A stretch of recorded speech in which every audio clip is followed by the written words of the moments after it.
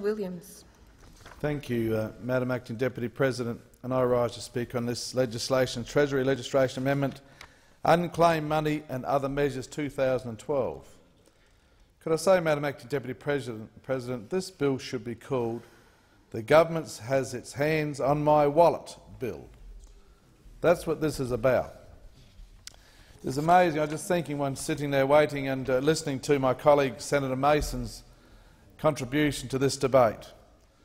I wonder how many Australians are overseas, weren't aware of their savings account their parents set up for them when they were in the school days. When we were youngsters, just about everyone had a Commonwealth Bank savings account. And I wonder how many went overseas not aware of it, but they will probably return to Australia, many of them. But this is a bill that basically says that over the 6 months from the 31st of December 2012 to the 30th of June 2013, the government will raise more than $760 million in additional revenue from this bill. The lost super measures alone raised $555 million, more than half the promised $1.077 billion surplus this government has committed to for this financial year 2012-2013. And they certainly need the money because just before I walked into the chamber I looked up today's gross debt. Madam Acting Deputy President, $253 billion. Before I continue contributing to this legislation, Madam Acting Deputy President, I just want to make a point. At 5:30 the guillotine drops. Let me just give you some quotes before I do want to hand on to my colleague Senator McDonald. Let me give some quotes from Senator Glenn Sterle on the 6th of September 2006 when in opposition. And I'm referring about the guillotine. The Howard government are only too happy to guillotine debate to ram through legislation, Senator Sterle says. I want to quote Senator Stephen Conroy, 8th of December 2005. This is a good one, Madam Acting Deputy President. You should listen to this. I quote Senator Conroy. Once again we are seeing the results of the government's complete arrogance and, more importantly, complete incompetence in managing the business of the chamber. Senator Conroy went on to say, you can forgive a desire to get your bills through by the end of the session.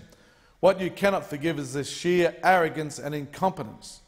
We are moving this motion today because the government have been able to prosecute their agenda so unsuccessfully that we are hanging around with nothing to do. They jammed two very substantive bills and important bills through the Senate with almost no debate. The anti-terrorism bills. I heard the Prime Minister on radio this morning saying, how could the Labor Party possibly complain? They supported the anti-terrorism bills. That is true, Senator Conroy said. But what we did not support and what we will not support is a massive abuse of gagging the debate on important bills to allow less than 1 day or 2 days for two bills. This is unacceptable, Senator Conroy said. He went on to say, I think it was said that we had 7 seconds per amendment on the IR bills. This is a disgrace. It is a travesty. It is an abuse of this chamber. And we watched the clock tick towards 5:30 and the guillotine. Senator Bob Brown went on saying the guillotine is wrong in 5th of December 2005. Senator Carol Brown, 1st of December 2005. This is Senator Carol Brown's quote.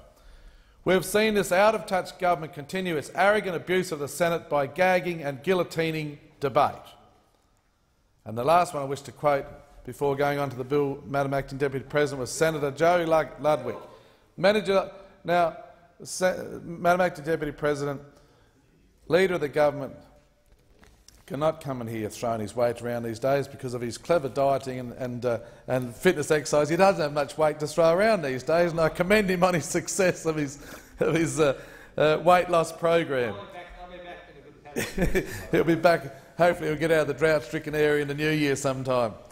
Senator Joe Ludwig, what we have now, and it is not even near the end of the year, is the government trying to use its numbers, and probably successfully, to make us sit tonight.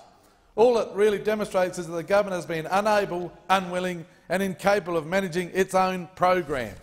That is what we're facing here. In a brief time I have to shut down my debate and allow my colleague Senator McDonald to speak.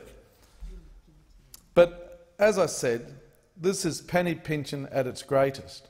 The government is desperate to bring this budget surplus in this financial year. That's why I say, Madam Acting Deputy President, prepare yourself for an election in August next year, because there will be no way this government will go after September, when Treasury delivers the real figures of this financial year. That will certainly not happen. At that, as Senator Cormann so well said, we'll have the amendments. If the amendments are not successful, we will oppose this legislation.